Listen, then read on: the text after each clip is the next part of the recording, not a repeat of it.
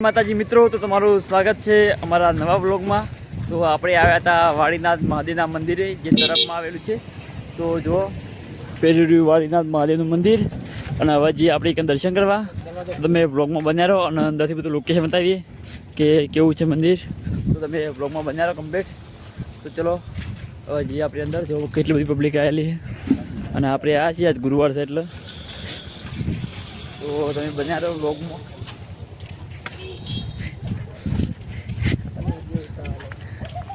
फूले दिली फूल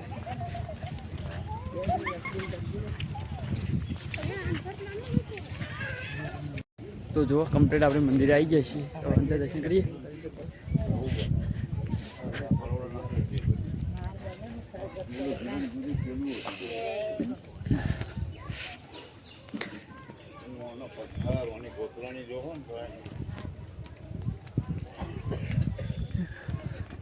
આ બધી પેલી સાધુઓની સમાધિ આ રહ્યો ગોમ પાછળ તરફ।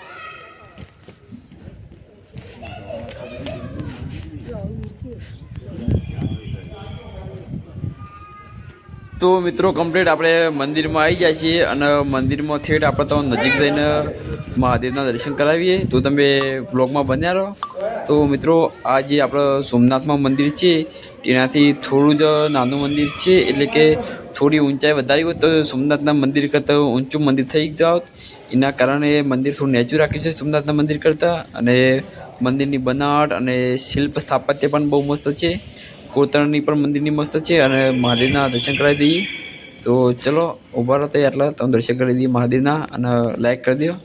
તો જો દિલીપ જાય દર્શન કરવા, તો પેલા આપણે મહાદેવના દર્શન કરી દઈએ શિવલિંગના। તો ચલો હર હર મહાદેવ કમેન્ટ કરી દેજો। તો મિત્રો તમારા બહેનની ચેનલમાં જલ્દીથી સબસ્ક્રાઈબર વધી જાય અને વ્યૂઝ વધારે આવી એવી મહાદેવને પ્રાર્થના કરીએ। 10,000 સબસ્ક્રાઈબર થઈ જાય, તમે બધા સપોર્ટ કરજો તમારા ભાઈના। તો ચલો હવે તમને હજુ બીજું આજુબાજુનું લોકેશન બતાવીએ। તો જો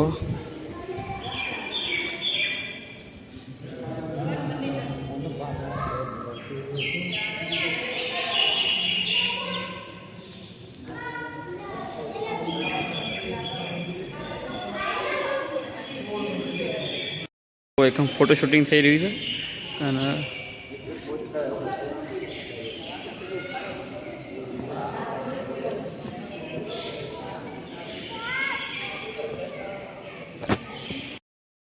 તો જો આપણે મહાદેવનું દર્શન કરી દીધા, અને હવે જે છે નેચર મંદિરમાંથી। તો જો આરી સીડીઓ અને બહુ બધી પબ્લિક આવેલી છે। તો જો આજુબાજુ ગાડીઓ પાર્કિંગ છે, અને ઘણી બધી કારોબારને જોઈએ આગળ। તો આપણે છે ને થંબનેલ માટે મસ્ત ફોટો પાડી દઈએ, અને મેં બ્લોગમાં બનાવ્યો કમ્પ્લીટ।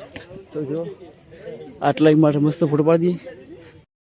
તો જો આપણે કમ્પ્લીટ દર્શન કરીને હવે જઈએ પાછા ઘરે। બધું વિસનગર બજારમાં જઈશું, થોડા ફરશું, એટલે કે બ્લોગમાં બનાવ્યો।